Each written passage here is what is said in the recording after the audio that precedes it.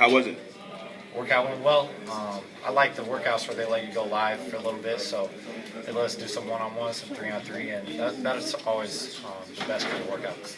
Saw you having a little chat with Miss Ernie Grunfield down there. Can you tell him anything? No, we just talked about college. He said congrats on a good career. Asked a little bit about the Carolina-Duke thing. He said me and Dex are going to do the media down there, so it was short. Yeah. Do you think your career at Duke has prepared you for playing the NBA? For sure. I think there's certain something you leave with after spending 4 years at Duke. 1 year, 2 year, 4 years. The longer you're there, you get more from Coach. He's dealt with a lot of pros with the Olympic team, so there's something they do to prepare you that I don't know if I can put my finger on it, but you see guys come out and have long careers like Grant Hill, Shane Battier, Elton Brand.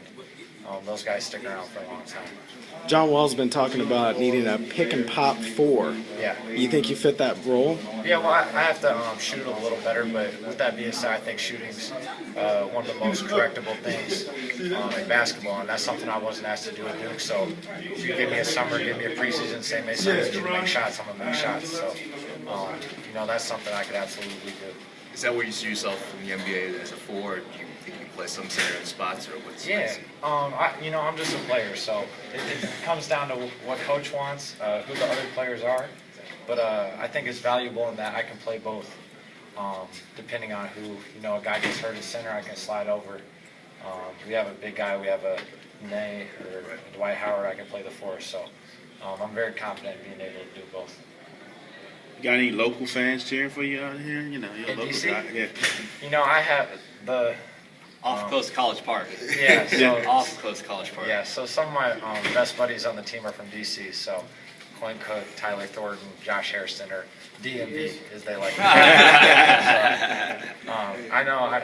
I see where they get it. I see everybody wearing phone posits around here, listening to Wale, and I know a little bit about that from being a Duke with those guys. Can you give us an idea of how this process has been for you so far? I would see you got the workouts and had a lot of talks. It's a lot of fun. It's a lot of travel. I've been East Coast, West Coast, back to the East Coast. Now I'm going back to the West Coast again. So the time change gets you a little bit, but there's nothing else I'd rather be doing. Coach K returning to Team USA after he thought about not returning. Yeah. How often did he provide insight to you guys at Duke about his experiences with Team USA? All the time. All the time. All the time. Yeah. Say if Kobe's gonna listen to me, why won't you listen? But no, Coach does a great job with that.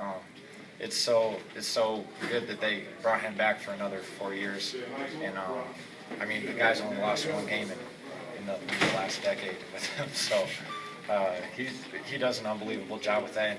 And his experience with those guys, it's not just telling us that they listen to him, but it's also saying, this is what Jason Kidd does when he's rebounding for a guy. He'll ask him where he likes the ball, just like the little things he picks up from guys, because he's very observant, and then he lets us know what he sees.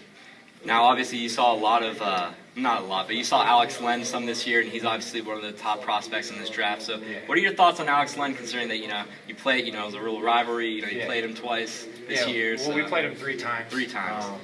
So, we had a good matchup. I think I got the better of him the first game. He got the better of me the second.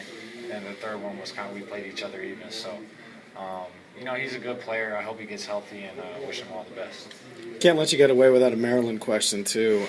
What's your thoughts on Maryland going to the Big Ten? No. Can't say what I really want to say. Say the hell with them. No, it's money, it's football, it's whatever.